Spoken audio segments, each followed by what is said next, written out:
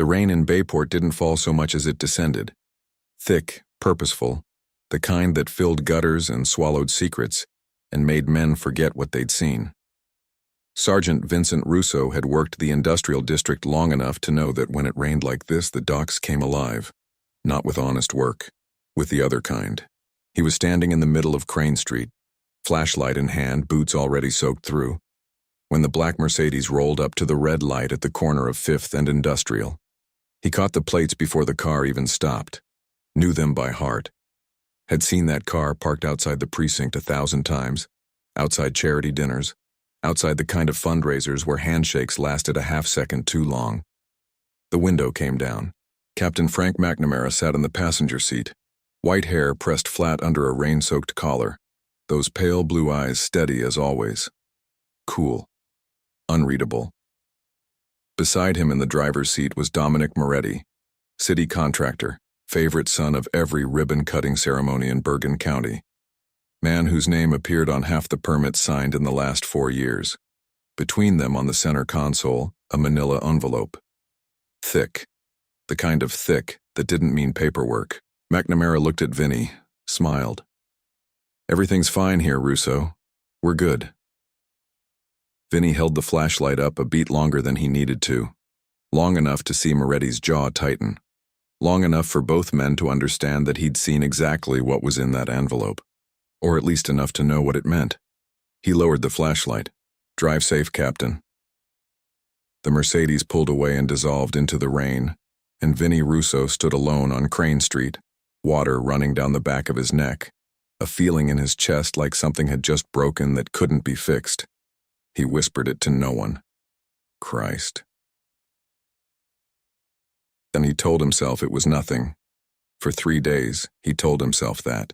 McNamara was old school, sure. A man who believed the city ran on relationships and favors and a certain amount of deliberate blindness. But he was also the man who'd pulled a 22-year-old Vinny Russo out of a South Bayport patrol car after his first partner got shot, sat with him for 4 hours in the hospital waiting room, told him the job would either make him or swallow him whole. He was the man who'd come to Vinny's wedding, who'd held Vinny's daughter at her christening, who'd sat across from him at the kitchen table 2 weeks after Maria died and said nothing at all for an hour, which was exactly the right thing to say. That was the man Vinny kept seeing when he closed his eyes, not the man in the Mercedes. But the thing about a lie you tell yourself is that it requires constant maintenance, and on the 4th day, Vinny stopped maintaining it. He started small, quietly, the way you do when you're not sure yet what you're looking at and you don't want to be wrong. He pulled shipping manifests for the port going back 18 months, containers logged as inspected that no one in the inspection unit had any record of, 19 of them over 14 months. He cross-referenced the departure times with the duty schedule. Every single one had cleared on nights when the senior dock officer was a man named Fitzroy, who'd bought a lake house in Vermont the previous summer on a sergeant's salary. Then he found the contracts. 4 construction projects in the past 2 years, a school renovation in Ward 6, a new drainage system on the east side, the repaving of the Route 9 commercial corridor. All 4 awarded to Moretti Construction after the lowest bids were somehow disqualified on technicalities. Overbids of between 12 and 30%. Combined public money, $11 million. Then he found Dennis Pruitt. Pruitt had been a mid-level accountant in the city's budget office. 8 months ago, he'd filed an internal complaint claiming that invoice records for the Ward 6 project had been altered after approval. 2 weeks after filing the complaint, he was found at the bottom of the stairwell in his apartment building. Ruled accidental. Investigation closed in 6 days. 6 days was nothing, barely enough time to dust for prints and conduct witness interviews, and the file showed neither had been done thoroughly. Vinny sat in his car outside Pruitt's old apartment building for a long time that night, rain coming down again, thinking about a word that investigators weren't supposed to use until they had evidence. Murder. He went to see Carmine DeLuca. Carmine had been a mid-level runner for the Genovese-adjacent operation that used to move product through the Bayport rail yards in the 90s. Vinny had arrested him twice, helped him into a program once, testified on his behalf at a sentencing hearing 7 years ago when Carmine had turned his life around enough to matter. They had the kind of relationship that exists in the gray space between cop and civilian. Not friendship exactly, but something built on mutual honesty and mutual debt. Carmine lived above a dry cleaner on Milburn Avenue now. When Vinny knocked, it took 4 minutes for the door to open, and when it did, Carmine looked like a man who hadn't slept in a week. Eyes sunk back in his skull, hands that wouldn't stay still. He let Vinny in without a word and immediately went to close every blind in the apartment. "You know why I'm here," Vinny said. "I know why you shouldn't be here." Carmine poured himself a glass of water and drank it in one long pull like it was something stronger. "You start asking questions about the port, about those contracts. Vinny, these people don't wait to see how far you'll go. They make a decision fast." "What people?" Carmine looked at him the way you look at someone you're trying to warn without saying the actual words. "The kind that own things," he said finally. "Not the kind you can see, the kind underneath." He paused. "They don't just go after who talks, Vinny. They go after who thinks about talking. That's the difference between this and what you're used to." Vinny asked him about Pruitt. Carmine's expression confirmed what the file hadn't. "He was going to take it outside," Carmine said. "Somebody found out before he did." "Who knew about the complaint?" "Somebody in the budget office, somebody connected." Carmine sat down heavily. "I can't give you more than that. I got a daughter too, you know." Vinny drove home thinking about that. I got a daughter too, and didn't fully understand why it bothered him until he walked through the front door of his apartment and found Sophie sitting at the kitchen table. The laptop was open, photos spread beside it, printed on regular copy paper, slightly blurred but clear enough. Satellite images of the port, screenshots of property records, a spreadsheet filled with numbers and names that Vinny recognized from his own notes.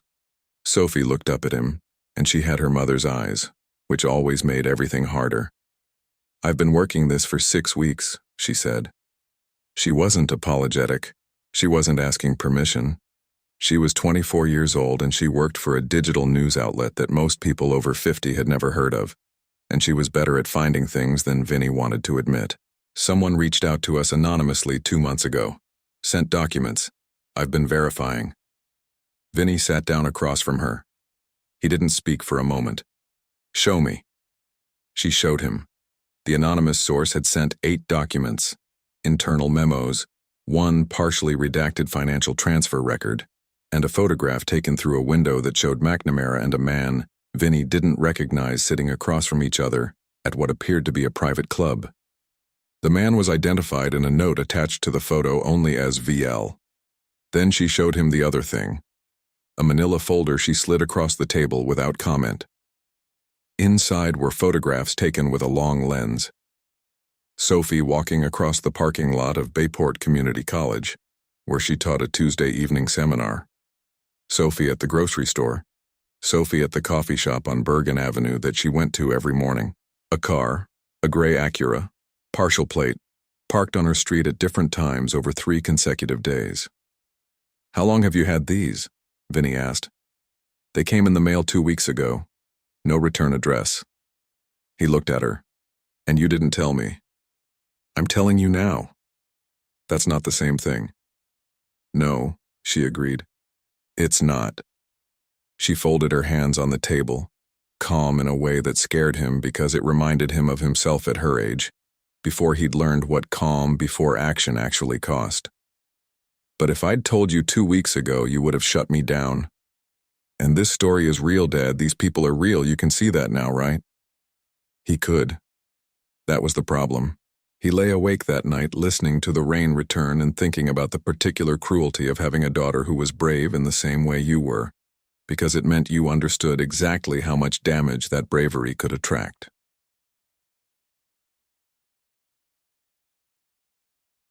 McNamara called him the next morning, invited him for coffee at the Starlight Diner, the old place on Route 4 where they used to debrief after hard nights when Vinny was still in uniform. The familiarity of it was deliberate. Everything McNamara did was deliberate. The booth was in the back. McNamara had arrived first, which was also deliberate. He had coffee already poured for both of them, and he looked relaxed, unhurried. like a man who had never once in his 61 years lost a night's sleep to guilt. "You've been pulling records," McNamara said. "Not a question." "I'm a detective," Vinny said. "I pull records." McNamara smiled at that, wrapped his hands around his coffee mug. "Vinny, I've known you since you were young enough to make mistakes without consequences. I want to have an honest conversation with you." "I'm listening." 50,000 a month. Deposited wherever you want. Offshore, domestic, your daughter's savings account. Doesn't matter to us. He said us the way men say it when they want you to understand the scope of the thing without spelling it out. In return, you file your investigation as inconclusive. You transfer to a different unit and you live a comfortable life. You get Sophie through whatever she's building with that website. You retire in 8 years with full pension plus what we're adding. Vinny picked up his coffee, drank it slowly, set it down. "No." McNamara's expression didn't change. That was the thing about him. He never let you see the temperature shift, never gave you the satisfaction of knowing where you'd landed. He simply nodded once, like Vinny had said something mildly disappointing at a meeting. "You always were proud," McNamara said. "You always called it that," Vinny said. "I called it something else." He left cash on the table and walked out. The next morning, his personal vehicle was searched pursuant to an anonymous tip, and 2 small bags of heroin were found in the wheel well of the trunk. Internal Affairs opened an investigation before noon. Vinny's badge was taken at 2 p.m. He was suspended without pay pending review, effective immediately. He sat in his car in the precinct parking lot for 20 minutes after, looking at the building he'd worked in for 19 years, and felt something he hadn't felt since the week Maria died, the particular vertigo of a life that has become unrecognizable to you. He drove to the city records annex and used a retired officer's access code that still worked. The city updated these things about as often as it repaved streets that weren't connected to a contract, and spent 4 hours in the archive basement. He wasn't sure what he was looking for. He was following a feeling. The kind of feeling that had served him badly in the sense that it had cost him a great deal over the years, and served him well in the sense that it had never once been wrong. He found it in a traffic incident file from 9 years ago. Maria Russo, age 34. Single vehicle accident on Route 17 northbound, 11:42 p.m. on a Thursday in November. Vehicle struck guardrail at estimated 63 miles per hour. Driver deceased at scene. Cause listed as mechanical failure, brake line degradation. File closed 14 days after incident. Vinny had read this file before, had read it many times in the first year, torturing himself with details the way grieving people do. But he had never, in all those readings, noted what he found now. A phone record request in the supplemental notes.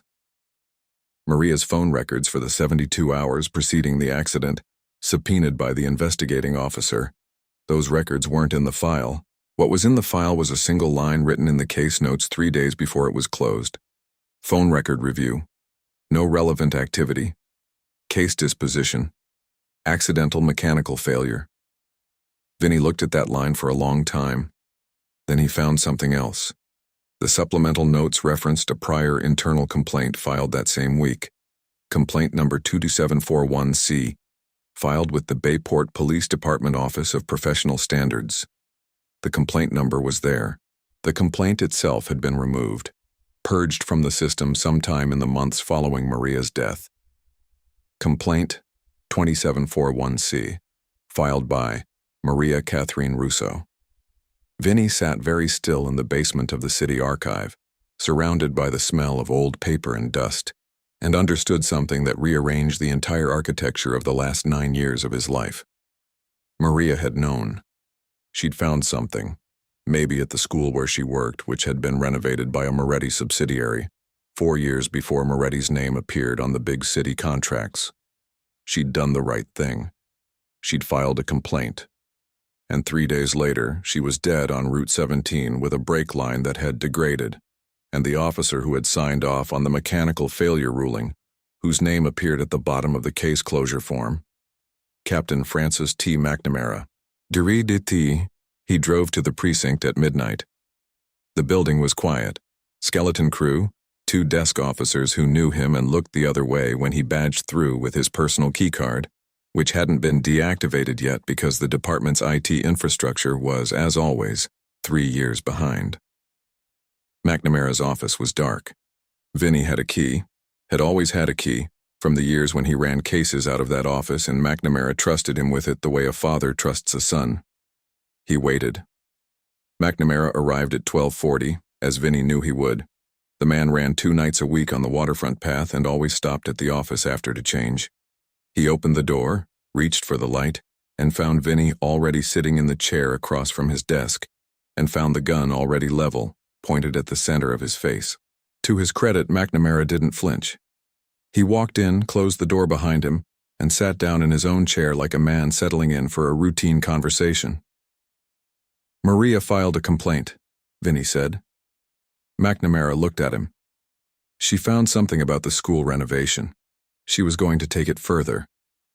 Vinny's voice was very quiet, quieter than he expected it to be. "And you closed the accident file. You personally signed off on mechanical failure." A long silence. "She called me," McNamara said. His voice was different now, not the controlled diplomatic register he used in meetings and negotiations. Something older, heavier. 2 days before, she told me what she'd found. She told me she was going to the FBI if internal wouldn't move on it. And, McNamara closed his eyes for a moment. I told them she was going to talk. I didn't know what they would do. I told myself I didn't know. He opened his eyes. That's not something I can take back. The gun didn't move. You let them kill her, Vinny said. If I hadn't told them, they would have found out anyway. And they would have come for you too. For Sophie. He leaned forward slightly. You were 35 years old with a 6-month-old baby. I made a choice. It was the wrong choice. I've known it was wrong every day since. Don't, Vinny said. Don't make it sound like you did something for me. McNamara didn't respond to that. The silence stretched.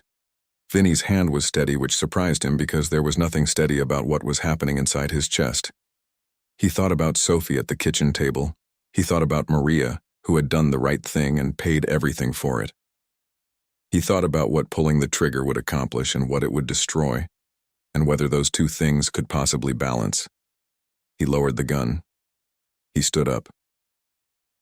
You're going to give me everything, Vinny said. Every name, every transfer, every arrangement you know about. You're going to do it in writing, and then you're going to have to figure out how to live with yourself. But you're going to do that somewhere I don't have to see it.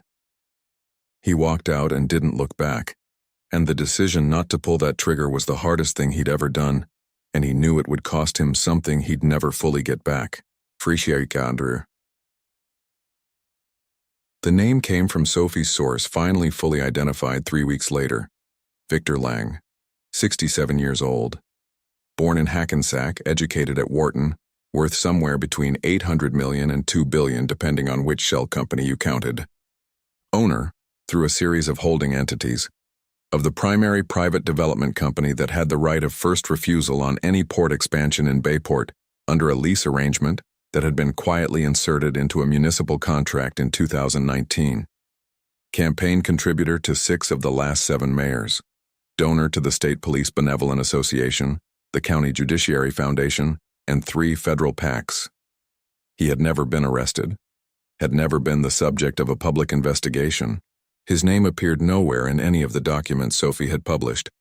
The first tranche had gone up 3 weeks earlier, and the story had generated significant traffic, had been picked up by 2 major regional outlets, and had resulted in exactly 0 official responses beyond a statement from the mayor's office calling the reporting speculative and incomplete. But Sophie had more. The source had come through with the financial transfer records, the real ones. 47 pages of wire transfers, domestic and offshore, tracing a money flow from Lang's holding company through 3 intermediaries to accounts controlled by Moretti, to accounts connected to McNamara's brother-in-law, to a trust that listed the mayor as a beneficiary. The plan was to release everything at once, not in pieces, all of it simultaneously with enough sourcing and documentation that no single denial could address the whole picture. Sophie had been in contact with a former federal prosecutor who'd agreed to review the documents and go on record. The release was scheduled for the night of the mayor's annual Harbor Gala, a fundraiser held on the water at the Bayport Yacht Club, 400 guests, black tie, the kind of event where everyone who mattered in the city gathered in one room to celebrate how well the city was being managed. Sophie's reasoning was tactical. The story would break while the principals were in public, visible, surrounded by cameras and people with phones, unable to retreat immediately into private conference rooms to coordinate their response. Vinny's reasoning for attending was simpler. He wanted to be there when it happened. He wanted to see McNamara's face. He rented a tuxedo from a place on the west side that didn't ask many questions. He wore the vest underneath because Sophie had insisted, and because, though he hadn't said this to her, he'd been followed twice in the past week by a gray Acura that was not the same gray Acura from before, which told him they were rotating vehicles, which told him this was organized and not improvised. Sophie was positioned in her car in the yacht club's overflow parking lot, laptop open, the documents loaded and ready, the distribution list primed, news desks, the federal prosecutor, 3 investigative reporters at national outlets who'd been briefed. The signal was simple. Vinny would text her when he had confirmed that Lang was in the building. She would release. He found Lang on the 2nd floor, at the rail of the indoor mezzanine overlooking the main hall. Vinny had studied photographs. In person, Lang was smaller than expected. Compact, well-dressed, the unremarkable appearance of a man who had long ago understood that visibility was a liability. He was talking to a woman Vinny didn't recognize, laughing at something, champagne in hand, the picture of civic contentment. Vinny texted Sophie 2 words. He's here. What happened next went sideways in the specific way that plans go sideways when one variable changes before you expect it to. Sophie's phone received the text, and she started the upload sequence. But a connectivity issue with the yacht club's parking lot signal caused the upload to stall, and when it finally pushed through, it pushed everything simultaneously to every platform at once instead of sequentially, which meant that within 40 seconds, every smartphone in the room began to vibrate. It didn't happen the way Vinny imagined. It didn't happen with one person noticing and telling another. It happened the way things happen now, all at once. A room full of people, each independently looking down at their phones and arriving at the same information at the same moment, the collective intake of breath almost audible. The mayor was at the podium preparing to speak. His chief of staff walked up and whispered something, and the mayor's face went the particular color of a man who has just understood that the evening has become something else entirely. Vinny watched Victor Lang. Lang looked down at his phone, read for approximately 15 seconds. Then he looked up, scanned the room with the calm efficiency of a man doing a damage assessment and made a gesture. 2 fingers, barely perceptible, directed toward a man standing near the service exit who Vinny had noticed when he arrived and filed away under security. Private, not catering. Vinny moved. He was already heading for the stairs when he saw the second man break from the bar area and move toward the side exit that led to the parking lot. Vinny was running by the time he hit the lobby, pushing through a cluster of guests who turned to stare. A woman spilling champagne, a man in a tuxedo swearing at him. He hit the exterior door at full speed and came out into the cold air of the parking lot, already scanning. Already. The shot came from his left. Then Sophie screaming. He found her between 2 cars, slumped against the door of a Cadillac, hand pressed to her left shoulder, laptop on the ground and still transmitting. He saw the man who'd fired already pivoting toward them again, bringing the weapon back up, and Vinny didn't think, didn't calculate. Raised his own weapon and fired twice. The first shot missed. The second connected, and the man went down hard on the asphalt. The second figure was running. Vinny let him go. He was on his knees beside Sophie, hand on her shoulder, and she was breathing, conscious, saying through gritted teeth that it was her shoulder and that she was fine, which she wasn't, but she was alive, and the laptop was still uploading, and in the distance, coming fast, were sirens. And the FBI arrived with a task force that had, as it turned out, been developing a parallel investigation for 11 months. One of those quiet federal builds that moves at its own pace, regardless of what's happening at the local level. Sophie's documents, particularly the wire transfer records, gave them what they'd been missing. Moretti was arrested at his home 3 days later. The mayor resigned the following week, citing health reasons which fooled approximately no one. McNamara entered into cooperation discussions with the U.S. Attorney's Office and was eventually offered a plea arrangement in exchange for his testimony, a deal that Vinny was not asked to approve and was not given the opportunity to object to. The dock officer, Fitzroy, pleaded guilty to federal bribery charges. 2 members of the city council were indicted. The internal affairs investigation against Vinny was quietly dropped, and his suspension was rescinded. He didn't go back to the precinct. Victor Lang was not charged. His name appeared in the federal affidavit as an unindicted co-conspirator, language that meant he had been identified as part of the scheme but that, for reasons the U.S. Attorney's Office declined to specify publicly, no charges were being brought at this time. His attorneys issued a statement calling the reference spurious and defamatory. Lang himself gave no interviews. 3 months after the gala, he appeared on local television to announce a $10 million gift to Bayport's urban security initiative, cameras around the port, additional lighting on industrial corridors, a partnership with the police department's technology division. He stood at the podium looking exactly as he had on the mezzanine, compact, unremarkable, content.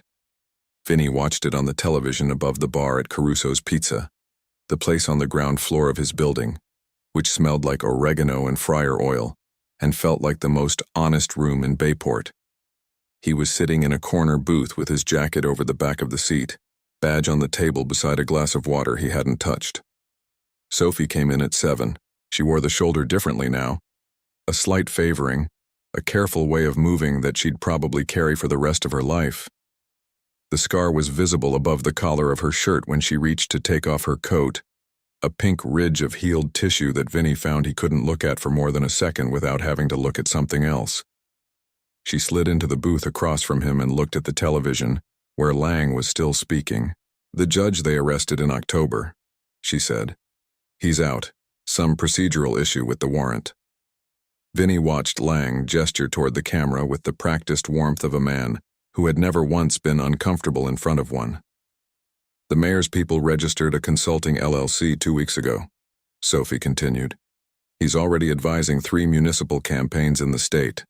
McNamara's attorney filed retirement paperwork yesterday, full pension, 31 years of service." The television cut to a shot of Lang shaking hands with the new acting police chief. Vinny looked at the badge on the table. He'd carried it for 19 years, had worn it through things that would have ended other men. The shooting in year 4 that put him in the hospital for 3 weeks. The investigation in year 9 that cleared him after 6 months of hell. The year after Maria when he'd come to work every single day not because he believed in anything but because the alternative was not coming, and he hadn't been willing to give the darkness that much ground.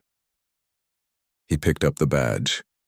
Sophie watched him. He held it for a moment, the familiar weight of it, the edges he knew without looking, the particular texture of the metal that his thumb had found 10,000 times in pockets and desk drawers and moments of doubt.